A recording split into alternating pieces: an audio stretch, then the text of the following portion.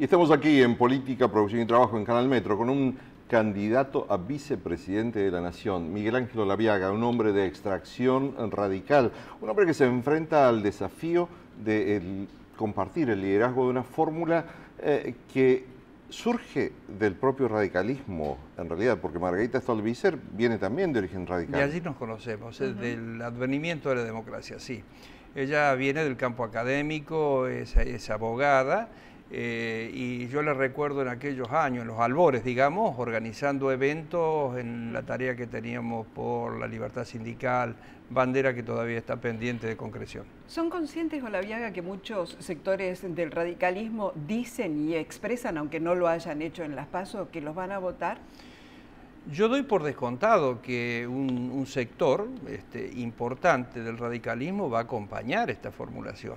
Así como también acompaña un sector del radicalismo cordobés, por ejemplo, al kirchnerismo. Hoy convengamos que tenemos una realidad líquida en el escenario político nacional. Lo que tradicionalmente se expresaba en los andariveles de los partidos históricos, hoy convengamos que es muy dinámico, muy fluido.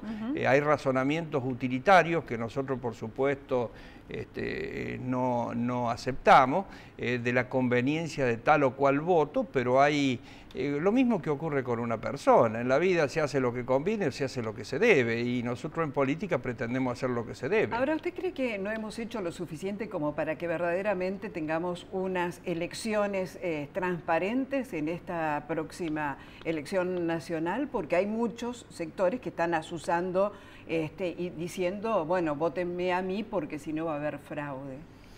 Bueno, mire, hay que tomar en cuenta que en las lides políticas no solamente transcurre la astucia, sino que se incorpora la picardía, y hay mucha picardía en esta cuestión política. La picardía no siempre llega a ser delito. Pero la picardía, Martín Fierro dice, nace el hombre con la astucia que ha de servirle de guía. Sin ella sucumbiría, pero según mi impresión, se vuelve en uno prudencia y en los otros picardía. Entonces una cosa es ser, por la astucia, ser prudente, y otra cosa es ser un pícaro de la política. De manera tal de que nosotros lo que decimos acá, que hay un plano inclinado respecto al favoritismo de los grandes aparatos. Acá hay aparatos paraestatales y paraempresariales que están metidos en las lides políticas, las lides electorales. Y hay candidatos, como creemos nosotros, nuestro mejor candidato es Margarita Stolbizer. Y Margarita Stolbizer es una candidata testimonial de una idea de la política, de una especie de utopía de la pureza política, ¿o es realmente una fórmula competitiva la que integra con Excede largamente lo testimonial. Es un cuadro formado, que tiene grandes condiciones intelectuales, que tiene un adecuado manejo de la dialéctica, que es esforzada y sobre todo incorporaría la tercera gran transformación que tiene que tener la política en la Argentina. La primera transformación fue la ley Sáenz Peña, la segunda fue el voto femenino y la tercera la revolución ética en la política. O sea que lo que viene debería ser la ética, sí, cualquiera sea el candidato que gane. Cualquiera fuera el candidato, incluso sobrepasando aquellos aspectos de interpretación política, ideológica y demás. Si no existen las pautas éticas, todo queda relativizado. Yo puedo hablar muy bien, puedo hablar de corrido, no es mi caso, pero supongamos, puedo decir las cosas muy bien, los puedo decir de corrido, pero si hay un trasfondo ético que entra en contradicción, naturalmente que estamos mal. ¿Y en qué puntos focaliza su propuesta electoral, el Frente Progresista? Bueno, nosotros creemos que hay que hacer una transición incluso constitucional, de una constitución liberal a una constitución de características sociales. ¿Cuáles serían las grandes diferencias? Lo primero tiene que ver con la economía. Nosotros ascribimos a una economía plural, donde no solamente esté el empresariado privado lucrativo y el Estado en la actividad económica, sino también la economía social. Hoy en la República Argentina el 10% del PBI es de origen de economía social, las cooperativas, las mutuales y demás. Entonces decimos, el empresariado privado lucrativo tiene que asumir definitivamente el rol de responsabilidad social, que tiene que tener. El Estado, no importa el porte, que sea eficiente, que sea transparente, que promueva el desarrollo, que se ocupe fundamentalmente de los sectores, más debilitados de la sociedad. Y la economía social poniendo el testimonio de lo que es la regulación del mercado, de lo que es el capital argentino propiamente dicho, y lo que es la presencia colectiva del manejo de la economía de sectores que de otra forma no accederían.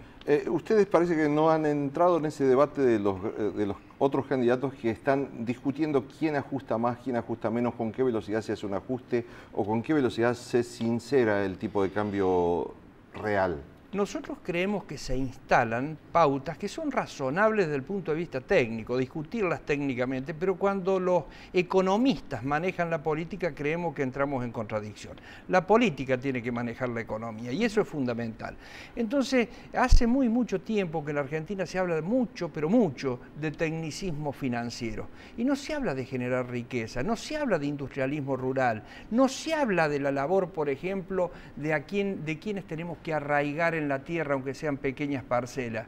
Estamos concentrados nosotros y tenemos que orientar a una migración interna inversa para que la gente se encuentre con la cultura del trabajo, la educación fundamentalmente, pero con la cultura del trabajo.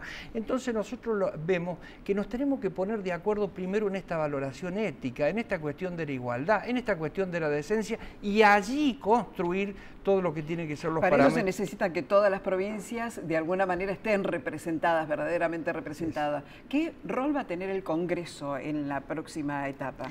Nosotros somos optimistas respecto al electorado del 25 de octubre y somos muy optimistas porque daría la impresión, esto es un análisis por supuesto primario, habría que profundizarlo, pero que por primera vez desde el año 1983 el Congreso va a tener expresiones plurales.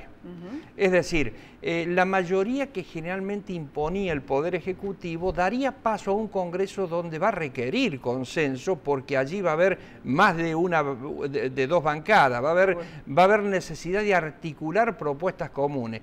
Y ese consenso me parece que entronca perfectamente bien en la reforma constitucional del 94, con un ministro coordinador que no sea secretario del presidente o no sea el vocero del presidente, sino que sea un articulador entre el Poder Ejecutivo y el Poder Parlamentario. En este último minuto, ¿usted cree que el Frente Progresistas podrá ser la base para recuperar la identidad partidaria del radicalismo?